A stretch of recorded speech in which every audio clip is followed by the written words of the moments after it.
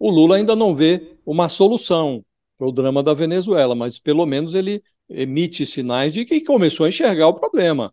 Nessa reunião que foi convocada pelo presidente francês, Emmanuel Macron, em Bruxelas, o Lula disse que só os venezuelanos podem resolver o problema do país. É uma evidência, a sociedade, evidentemente, tem que participar da solução. E o Lula, rendido à evidência de que não há solução mágica à vista, ele evitou tirar coelhos do chapéu e fez melhor. Ele parou de tirar gambás da cartola. Num surto de bom senso, ele disse que a Venezuela precisa realizar em 2024 eleições presidenciais sob regras que sejam aceitas por todos. Isso é o básico. Então, sumiu de cena aquele Lula que tinha declarado, como vimos, que a ditadura venezuelana não passa de narrativa de adversários, ou que o conceito de democracia é relativo. Surgiu em Bruxelas um Lula que pôde ser ouvido sem sobressaltos pelos dois lados, pela representante do ditador, do Nicolás Maduro, que é a vice-presidente venezuelana, a Delcy Rodrigues, e pelo representante da oposição, o Gerardo Blyde. Essa reunião aconteceu ali à margem da cúpula entre países da Europa, da América Latina e do Caribe.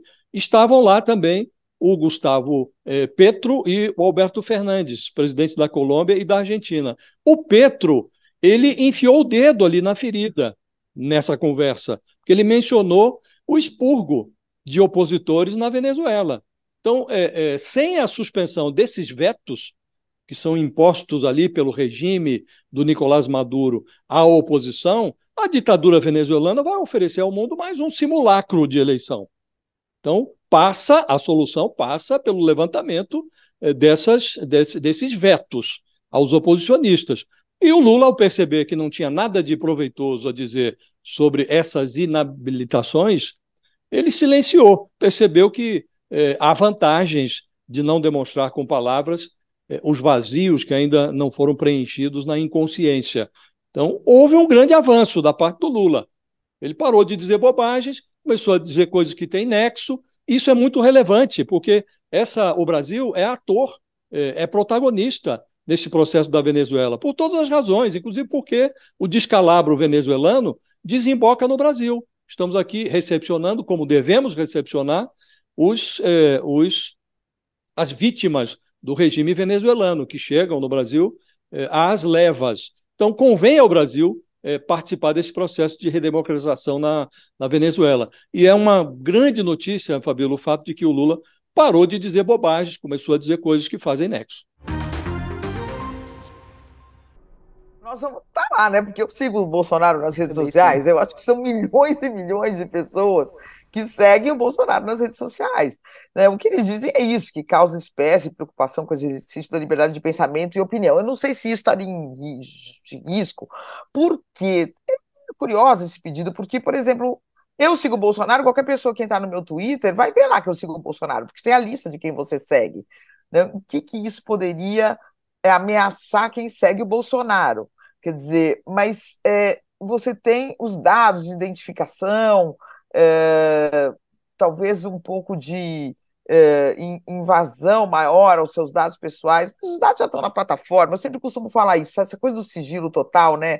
O Fabio, nossos dados já estão em todos os lugares, né? Você vai no banco, você informa todos os seus dados. Você vai na Gol para comprar, ou na TAM, Latam para comprar passagem aérea, você informa tudo sobre a sua vida, né? Você, enfim, os seus dados estão por aí mesmo. Agora, o que eles estão dizendo é que a informação o Ministério Público quer não guarda conexão lógica, né, com os fatos em apuração. Então, eles colocam aqui, ó, tratando-se de inaceitável e absurda tentativa de monitoramento político. Então, reagindo fortemente a isso, né, o Bolsonaro faz parte também da narrativa dele se colocar como uma pessoa perseguida e perseguida de formas ilógica, vamos dizer assim, né? Sem nenhuma lógica, tratando-se de simples perseguição política. Isso é um pouco a narrativa que a defesa dele busca colocar publicamente, né? Precisa tomar cuidado, né?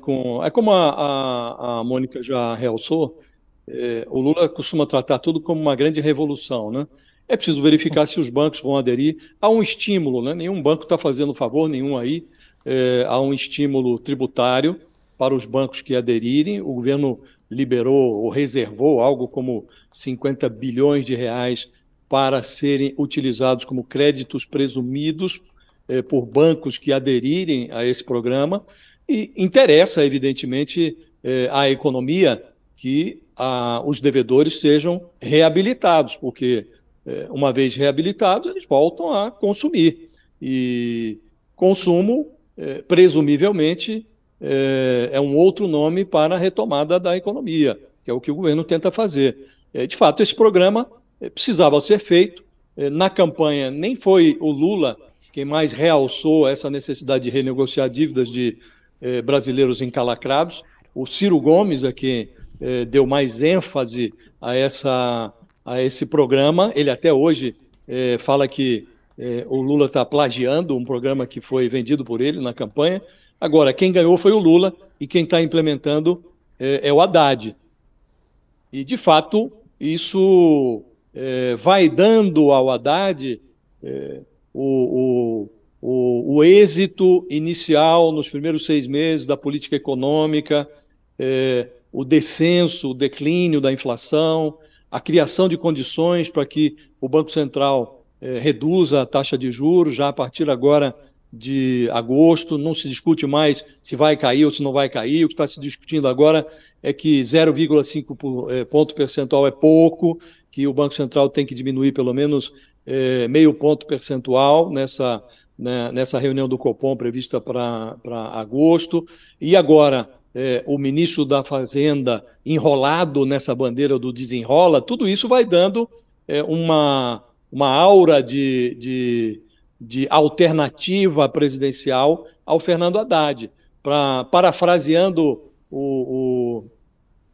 os ex-ministros do Bolsonaro, que dizem que o Tarcísio de Freitas é o primeiro na fila da direita, nessa fila da disputa presidencial, eu diria que, evidentemente, se o Lula chegar a 2026 com desempenho para tanto, com êxito para exibir na vitrine, vai ser ele o candidato. Agora, se por alguma razão ele não puder ser candidato, eu diria que o Fernando Haddad vai se colocando no primeiro lugar da fila, Fabiola. E é muito curioso, porque nós tivemos essa disputa já no estado de São Paulo, né? Fernando Haddad versus Tarcísio de Freitas. E o Tarcísio se deu melhor no estado de São Paulo. Agora, o Haddad, lá em 2018, foi testado numa disputa presidencial e chegou ao segundo turno, empurrado pelo Lula, chegou ao segundo turno, perdeu para o Bolsonaro, mas mostrou que, num arranjo entre ele e o Lula, ele é um candidato competitivo. Qual?